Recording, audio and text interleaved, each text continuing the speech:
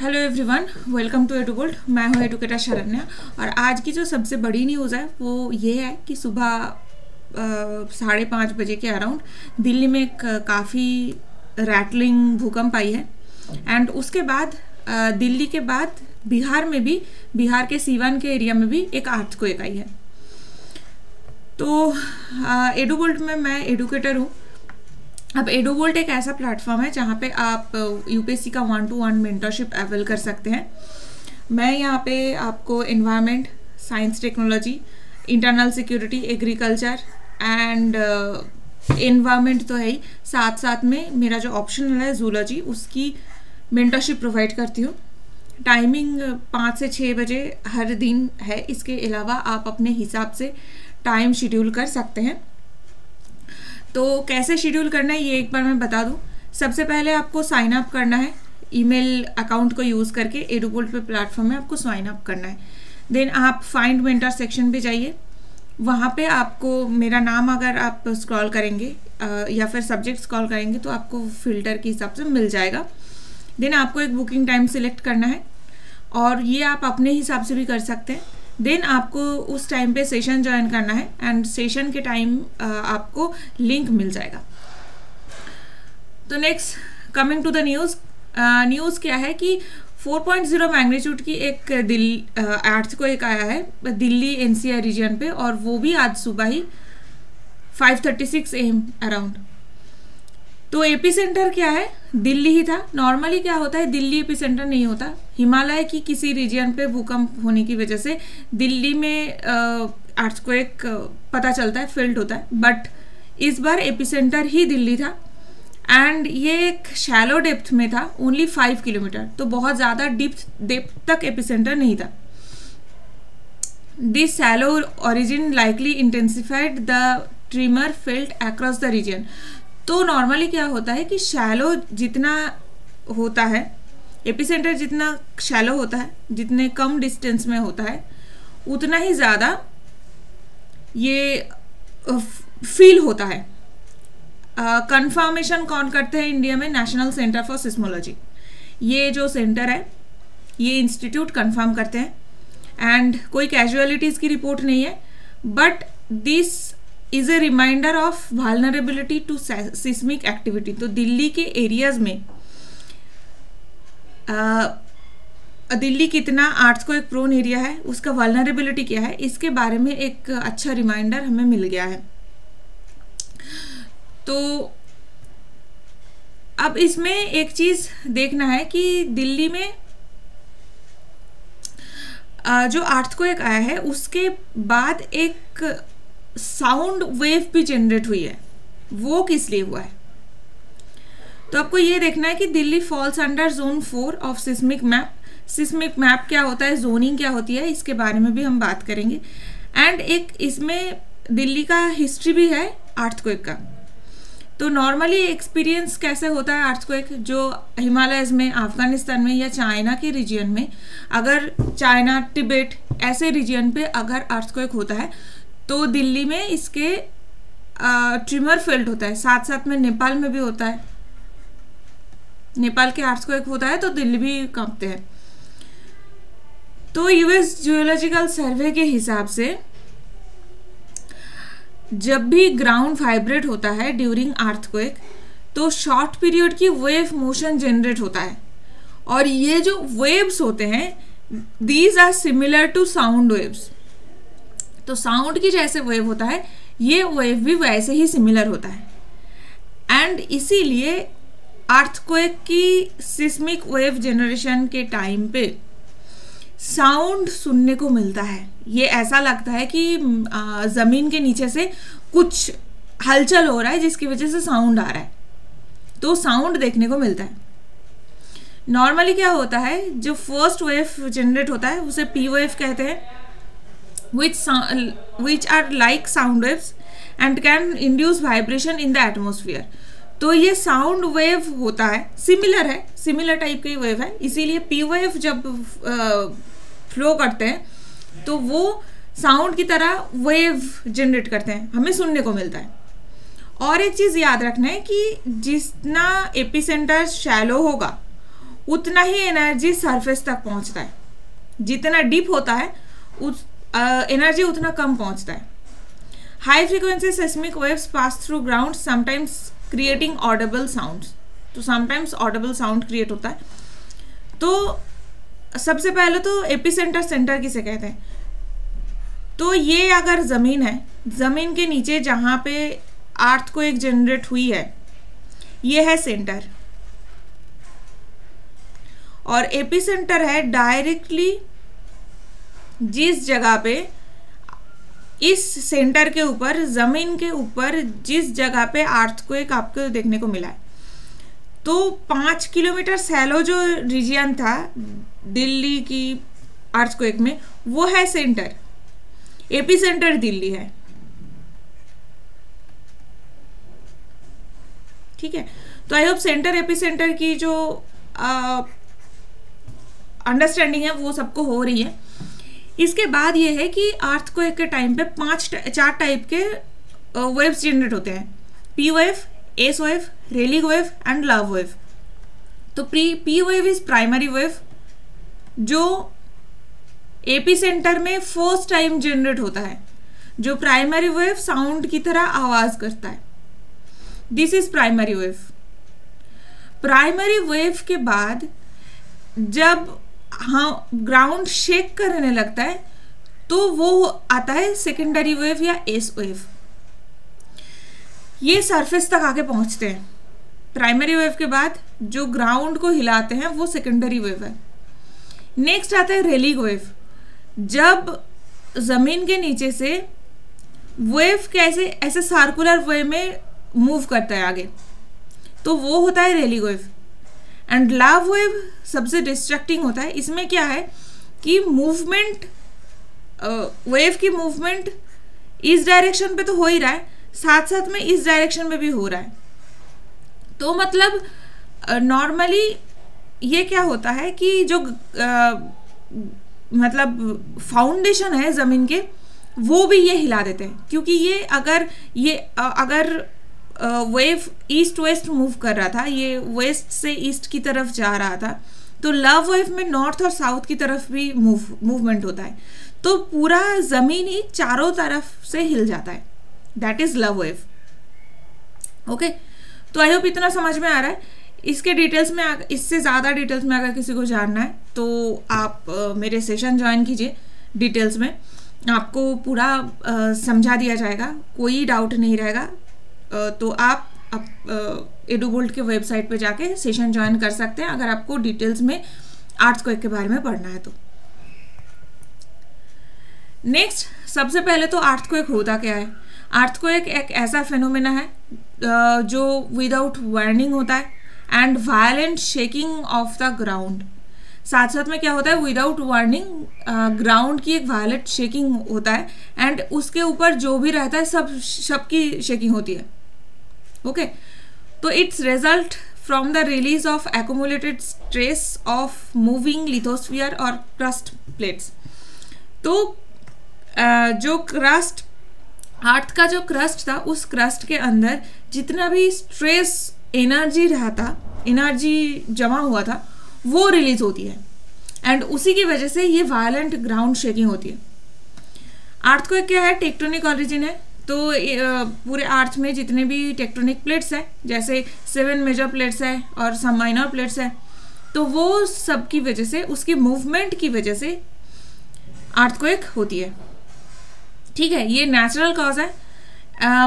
कुछ manmade cause हो सकते हैं, वॉल्केनो की वजह से भी अर्थक्वेक हो सकते हैं, वॉल्केनिक एक्टिविटी की वजह से, या फिर ये भी हो सकता है कोई मैनमेड कॉज है, जैसे टनल बना रहे हैं, या फिर ग्राउंड के नीचे बॉम्ब टेस्टिंग हो रही है, या फिर ये भी हो सकता है कंस्ट्रक्शन हो रहा है, जैसे मेट्रो की कंस्ट्रक्शन होती है। तो इन दैट टाइम कभी कभार अर्थक्वेक आ सकता है। तो ये जो टेक्टोनिक प्लेट्स है, they are about 50 miles thick and जो एक दूसरे के ऊपर कंटिन्यूसली मूव कर रहा है, एंड सेवरल माइनर प्लेट्स भी है, एंड उसी के मूवमेंट की वजह से ये अर्थक्वेक जनरेट हो सकता है। तो इंडिया में जो अर्थक्वेक देखा जाता है, इसमें जोनिंग प्रेजेंट है। तो सिस्मिक जोनिंग क्या होती है? ये पूरे कंट्री को कुछ कुछ जोन में डिसाइड कर दिया गया है indicating the intensity of damage and the frequency of earthquake occurrence. तो कितनी जल्दी जल्दी अर्थक्वेक आते हैं एंड कितनी तरीके की डैमेज हो सकती है, उसके ऊपर डिपेंड करके पूरे इंडिया को एक जोन में 4-5 जोन में डिवाइड कर दिया गया है। तो जोन 2, 3, 4, 5, जोन 1 पहले था एंड उसको अब एलिमिनेट कर दिया गया है। तो ये फ्रीक्वेंसी ऑफ अर्थक्वेक और इसका डैमेजिंग इंटेंसिटी क्या है, ये किस तरीके से मेजर होती है। तो मेजर के लिए 2 स्केल यूज होता है, एक है रिक्टर स्केल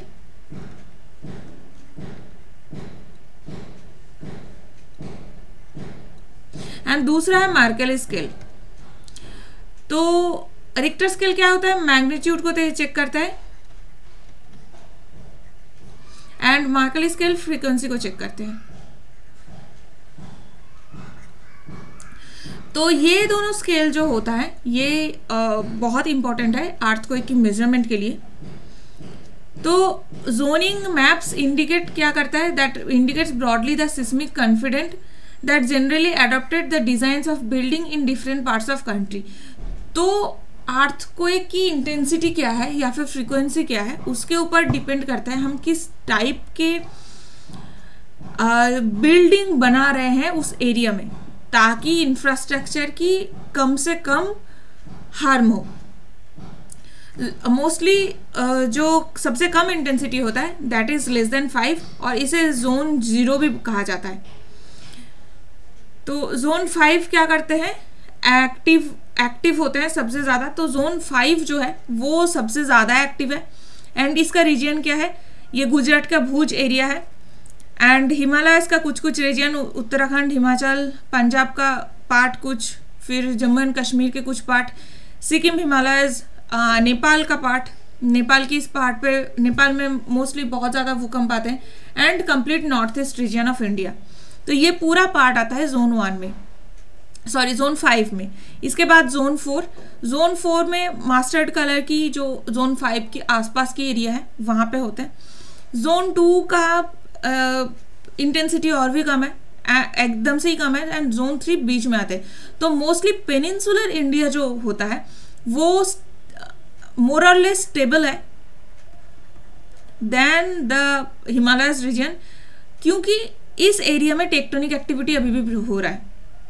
तो इस एरिया में नॉर्मली क्या था, पहले टेथिस सी था एंड यूरेशियन प्लेट था, बाद में अफ्रीकन प्लेट डिवाइड होके ये जो इंडियन प्लेट फॉर्म हुआ था, इंडियन प्लेट आके यूरेशियन प्लेट के साथ मार्च हुआ एंड जो टेथिस सी था वो टेथिस सी से आज हिमालय फॉर्म हुई है।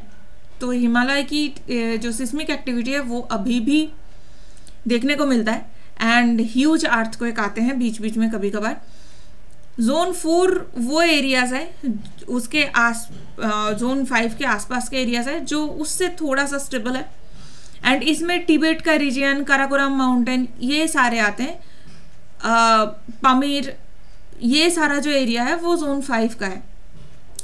उसके आसपास जोन 4 है एंड जोन 2 ऑलमोस्ट पूरे इंडिया में ही है, पेनिनसुलर इंडिया एंड राजस्थान का पार्ट जोन 2 में आते हैं। तो अब दिल्ली की जोनिंग एक बार देख लेते हैं।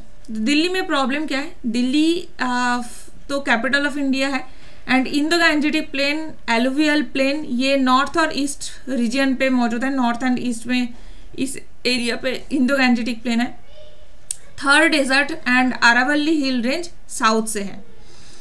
तो terrain of Delhi is flat, specifically north east and south west एक रीज है जिसको मोस्टली अरावली का एक्सटेंशन कहा जाता है। राजस्थान में जो अरावली हिल्स है उसका एक्सटेंशन माना जाता है।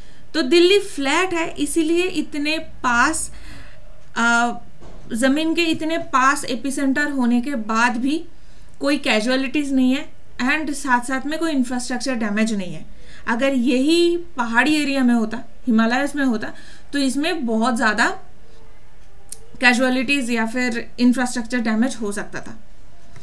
तो दिल्ली कहाँ पे सिचुएटेड है, ये जोन 4 में है, विच हैज़ फेयरली हाई सिस्मिसिटी। तो इस एक्टिविटी काफ़ी ज़्यादा है। मोस्टली यहाँ पे 5 to 6 मैग्नीट्यूड के अर्थक्वेक्स आते हैं, 6 to 7 कभी कभार आते हैं एवं बहुत ही रेयरली 7 to 8 के आते हैं। तो Delhi mostly lies in high risk areas, और स्पेसिफिकली दिल्ली की जो एक तो ये कैपिटल सिटी है, तो पूरे देश के लिए बहुत इंपॉर्टेंट है, पॉपुलेशन यहाँ पे बहुत ज़्यादा है, तो जोन 4 में होने के बावजूद भी रिस्क असेसमेंट के हिसाब से ये हाई रिस्क एरिया है। ओके, तो seismicity in north India includes Himalayas which is due to the collision of Indian plate and Eurasian plate, जो हम ऑलरेडी हमने डिसाइड किया है।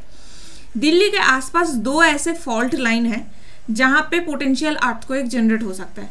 वो क्या है? Delhi Haridwar ridge and Delhi Moradabad fault. Delhi Haridwar ridge and Delhi Moradabad fault, ये दोनों नाम आपको याद रखना है। ये दोनों फॉल्ट की वजह से दिल्ली एनसीआर के टेरिटरी में हाईली पोटेंशियल अर्थक्वेक जनरेट हो सकता है।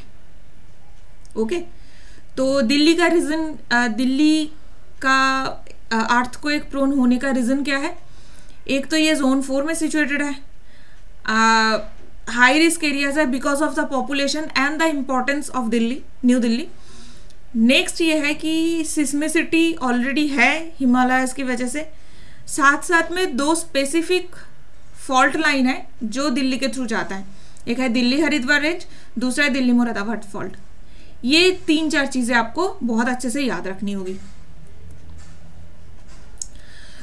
तो अब इंडिया की सिस्मिक वल्नरेबिलिटी हमने चेक कर लिया, स्पेसिफिकली दिल्ली का भी चेक कर लिया। तो इसको मिटिगेट करने के लिए, इसको कम करने के लिए गवर्नमेंट क्या कर रहे हैं? गवर्नमेंट का नेशनल डिजास्टर मैनेजमेंट अथॉरिटी ये अर्थक्वेक एंड इससे रिलेटेड चीज़ों को देखते हैं। साथ साथ में मिनिस्ट्री ऑफ आर्थ साइंसेस भी है, including the help of ISRO की जो रिसर्च सैटेलाइट है, रिमोट सेंसिंग सैटेलाइट है, उसके थ्रू भी ये पूरे इंडिया में वल्नरेबिलिटी मैप बनाया जाता है, इंडेक्सेशन होती है। इसके साथ साथ स्पेसिफिक कुछ स्कीम्स है, इसके बारे में जान लेते हैं। तो national earthquake risk mitigation preparatory phase एक ऐसा स्कीम है जो सेंट्रली स्पॉन्सर्ड है। तो I hope central sector scheme and centrally sponsored scheme के बारे में आप लोगों को पता होगा। ये नॉर्मली क्या करता है? कैपेसिटी बिल्डिंग करता है for practising architects, engineers and masons in earthquake resistant construction technique. तो earthquake resistant construction technique use करने के लिए कैपेसिटी बिल्डिंग, उनकी ट्रेनिंग, उनको इक्विपमेंट देना, उनको रिसोर्स देना, ये सब करता है। किनको देते हैं? आर्किटेक्ट को देते हैं, इंजीनियर्स को देते हैं एंड मैसन्स को देते हैं। नेक्स्ट क्या करते हैं? ये पब्लिक अवेयरनेस जनरेट करते हैं, सेंसिटाइजेशन चलाते हैं इन नेशनल लेवल एंड सारे वल्नरेबल स्टेट्स में, ये भी करते हैं। साथ साथ में अभी क्या कर रहे हैं? Seismic vulnerability assessment of building types in India. तो इंडिया में जो जिस तरीके का बिल्डिंग बनाया जाता है उसकी सिस्मिक वल्नरेबिलिटी या फिर अर्थक्वेक की वल्नरेबिलिटी को असेसमेंट किया जा रहा है। तो ये कौन कौन से इंस्टीट्यूट इन्वॉल्व है? IIT रुड़की है नॉर्थर्न जोन के लिए, IIT खड़गपुर है ईस्टर्न जोन के लिए, IIT गुवाहाटी है नॉर्थ ईस्टर्न रीजन के लिए, IIT बॉम्बे है वेस्ट जोन के लिए एंड साउथ जोन के लिए IIT मद्रास, और जो फाइनल ड्राफ्ट है उसको IIT बॉम्बे बनाने वाला है। ओके, नेक्स्ट ये है कि preparation of upgraded earthquake hazard maps. तो ये अर्थक्वेक हैजार्ड की जो मैप है वो मोस्टली इसरो के हेल्प के साथ बनाया जाता है। तो NDMA ने एक प्रोजेक्ट स्टार्ट किया है through building materials technology promotion council, ये to upgrade the earthquake hazards map of the country. तो सबसे पहले मैपिंग होगी, इंडेक्सेशन होगी, तभी उस पर काम हो पाएगा ना। पहले हमें इंफॉर्मेशन चाहिए, उसके बाद हम उस पर काम कर पाएंगे। तो ये सारा वर्क रिसेंटली NDMA कर रहे हैं। तो कुछ चीज़ें यूपीएससी के लिए भी इम्पोर्टेंट होता है। अर्थक्वेक जैसे एक बहुत ही प्राइम जियोग्राफी का टॉपिक है, इससे रिलेटेड कोई भी चीज़ पूछे जा सकते हैं, क्योंकि ये रिसेंटली दिल्ली में अगर होता है तो उसका एक इफेक्ट पूरे नॉर्दर्न इंडिया में होता है। तो ये चीज़ें आपको याद रखने की ज़रूरत है। नेक्स्ट आपके लिए सरप्राइज है, वो ये है कि आपकी एडुबोल्ट की ऐप लॉन्च हो चुका है। 1-to-1 मेंटरशिप के लिए आप इसे यूज़ कर सकते हैं। इसको डाउनलोड कीजिए from Google play store and app store. इसके साथ अगर आपको कोई भी मेंटरशिप चाहिए, सब्जेक्ट रिलेटेड हो, प्रिपरेशन रिलेटेड हो, या फिर आपको कुछ चीज़ें समझ में नहीं आ रहा है जैसे रिसोर्स क्या यूज़ करना है, प्रिपरेशन कैसे करना है, इससे रिलेटेड कोई भी चीज़ आपको जानना है तो आप मेरे साथ कांटेक्ट कर सकते हैं। टेलीग्राम चैनल है हमारे एडुवोल्ट IAS का, उसमें भी आप ज्वाइन कर सकते हैं एंड उस पर ज़रूर जुड़िए। नेक्स्ट वीडियोस में नेक्स्ट करंट अफेयर्स टॉपिक के साथ फिर से कल मुलाकात होगी। तब तक के लिए गुड लक।